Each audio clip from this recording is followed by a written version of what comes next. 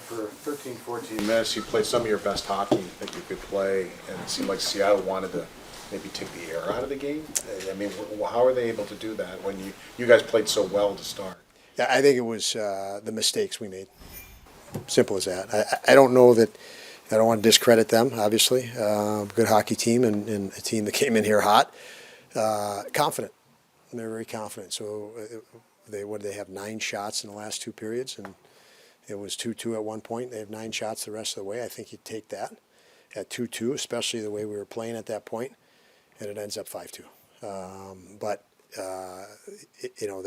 they're in a stretch with them where they're very confident, and we made mistakes that thought we pressed. When we gave up the third one, we just tied it on a really nice goal to start the second period, and then we forget the responsibilities we have without the puck, and it ended up in our net. That was disappointing. I think our group was a little deflated, and you can't be. You gotta find a way to stay energized despite. Was there something that you saw early in the game that led to the decision to move Casey between Jeff and Alex? Yeah, very first shift, maybe too. I don't know how quick I did it, but just thought it was the appropriate to do it. And obviously they scored right away. I think they scored again too, obviously. So, but yeah, I didn't like what I saw the other set, and it was an easy one. When you're around the guys, you can see every day you're with them, and you can see pretty quick. That one was pretty easy to see. How tough was it? You didn't get any response from Tuch to that. He had no shots on goal. He only played 15 minutes. You didn't get much from him when you moved him. I'm not necessarily frustrated we didn't get anything. I think he had a more challenging night.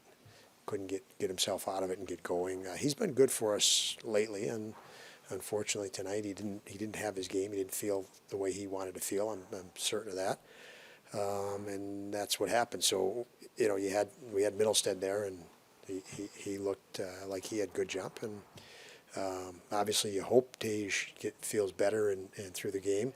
I think he played with some frustration that that our team plays with sometimes. It's counterproductive, and you just have to learn to deal with that and let that go a little bit to get to your game as a team. I'm talking now, and later in that game we didn't do that well enough, obviously.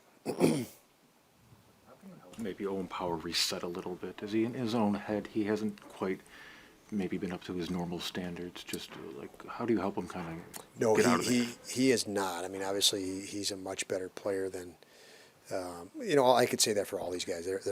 Every single player in the league can play better. That's what you have to do. You have to find ways to play better. But for Owen, yes, he's hasn't been as consistent at the level he's capable of right now. So not only can he get better, but I think where we've seen his normal good level, he hasn't been able to get there consistent enough. So yeah, you think of things. Is a reset good? Is it we talk about different things with different players at times. So we'll explore and look at any possibilities, but we do know he can play better from the standpoint of consistency. Tougher to judge Greenway's return tonight just because that line was swapped so early, so it is all kind of out of sync? Yeah, again, I don't think Tuch was himself tonight, and that was a challenge. I thought there were elements that Greenway was real good. He got some pucks, finished some hits, he was fine on the penalty kill. We did make an error on the penalty kill. It was not him, but yeah, he's still a presence in that lineup for us. What kind of message do you and Mike have for Devin after a game like that? He's only 25 games. Oof, that was a tough game for him, and it's not something. The reflex is going to be it happened to him because he's young. It happens to guys that are old in this league all the time. I mean, look at around the league. Look at guys that have just gone on waivers around the league. It happens to anybody at any age, and you've got to reset as quick as you can. And he has the habits, and he's resilient, and he has has good daily habits and routine that I think no issue. He'll reset.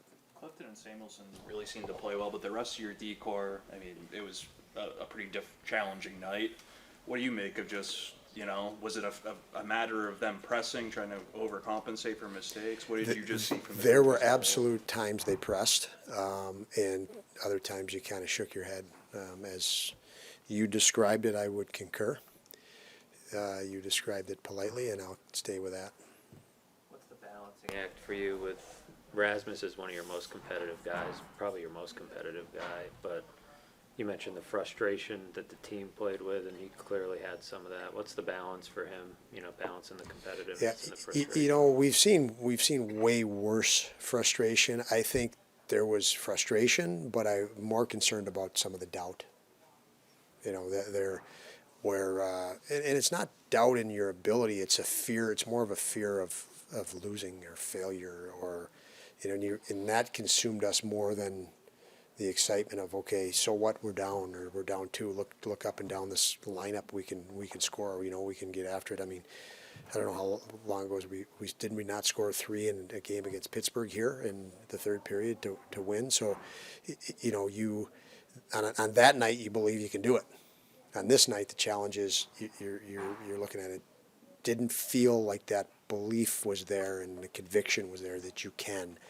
So yes, Darlene, you could pick out spots where he was frustrated, but I think the group, that's more of it, and that goes to what we say quite often. You hear it around the league, coaches play without fear, play fearless and aggressive and confident, and we lost that. That 100% confidence and conviction that you could come back in that game, and that's, to me, that overrides the frustration and the frustrating part of some of the guys. And as Lance said, there's some guys just didn't perform well, and we couldn't carry that. We had too many guys I thought that didn't play well to carry, and again, that all that said, you give up 9 shots in the last 2 periods. And it was 2-2 at that point. You give up 9 the rest of the way. It's frustrating. I feel like your fourth line gave you some confidence tonight. Gergensons went down low, was creating some chances. Robinson had that chance in tight, and Krebs drew the penalty to give you an opportunity there. Can you just talk about what they brought tonight with the energy? Yeah, they did provide energy. They had good jump. They obviously the other night scored a big goal for us in the same realm of energy and pressure.